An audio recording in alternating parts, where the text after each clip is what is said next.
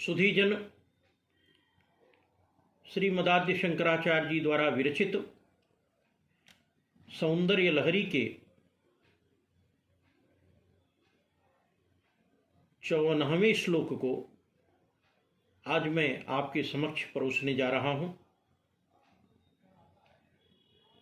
यह श्लोक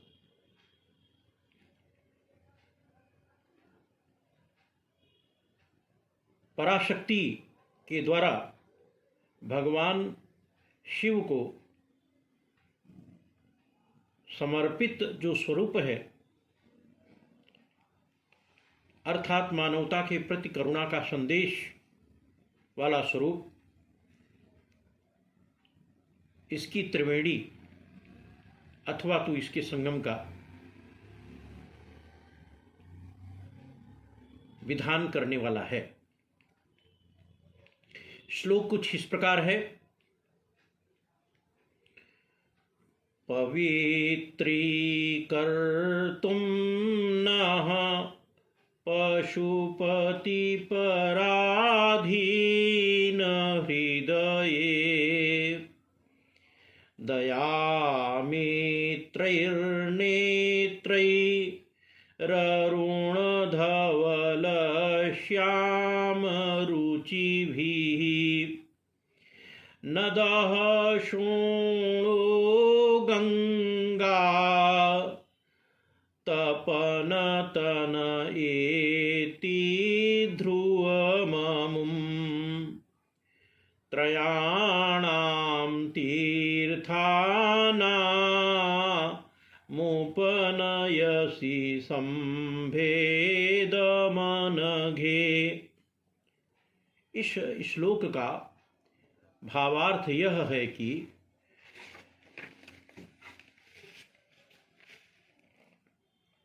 यह माना जाता है कि पवित्र नदियों में स्नान करने से जीव को पापों से मुक्ति मिलती है। अतः इस श्लोक का भावार्थ यह है कि हे निष्पापे, शिवाधीन हृदय वाली पार्वती, हम लोगों को पवित्र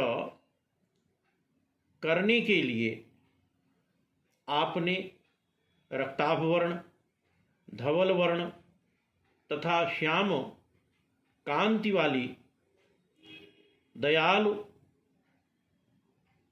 मित्र तुल्य नेत्रों द्वारा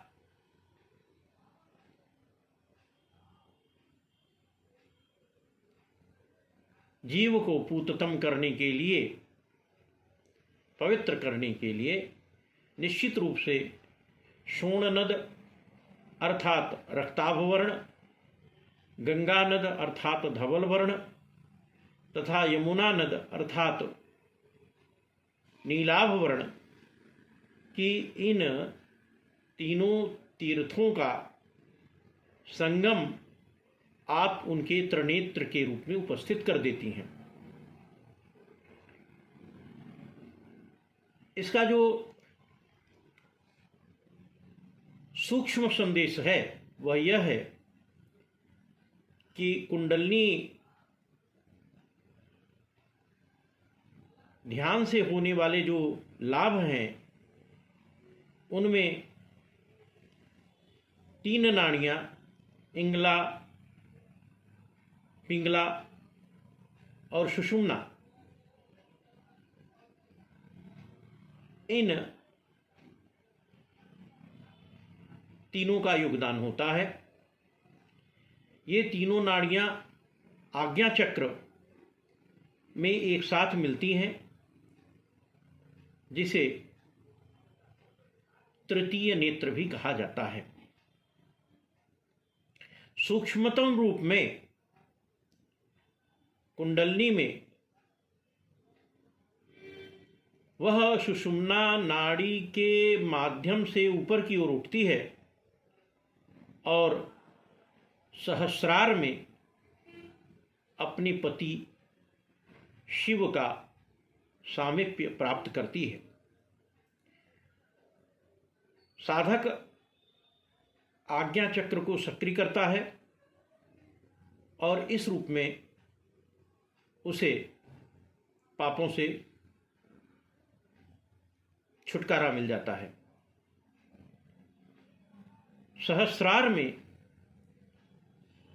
शिव और शक्ति का भेद मिट जाता है, दोनों एक रूप हो जाते हैं, अथवा तो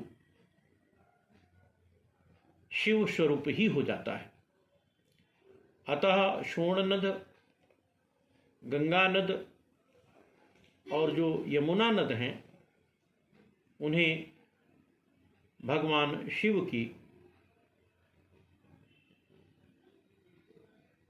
तीनों नेत्रों के रूप में आख्यायित किया गया है और इस रूप में इन वर्णों से सतोगुण, रजोगुण और तमोगुण की भी विवेचना की गई है। सज्जनों, यदि इस श्लोक का इससे निर्मित जो स्वर्ण श्रीयंत्र है, श्रीयंत्र मूलतः एक पूर्ण वृत्ताकार जिसमें साम साम बीजाक्षर मंत्र अंकित होता है और इसके बाहर एक अर्ध वृत्ताकार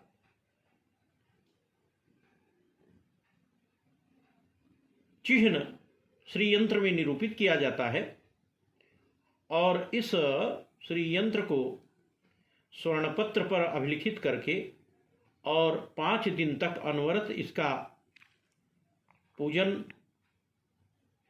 करने के उपरांत खीर, दूध, पक्वान्न का भोग लगाते हुए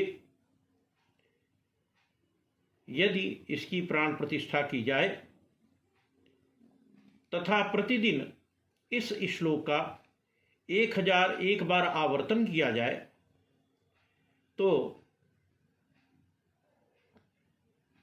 यह औषधि के रूप में परिवर्तित हो जाती है और विशेषकर पुरुष हो या महिला जो गुप्त रोग के शिकार हैं उससे निवृत्ति मिल जाती है। धन्यवाद।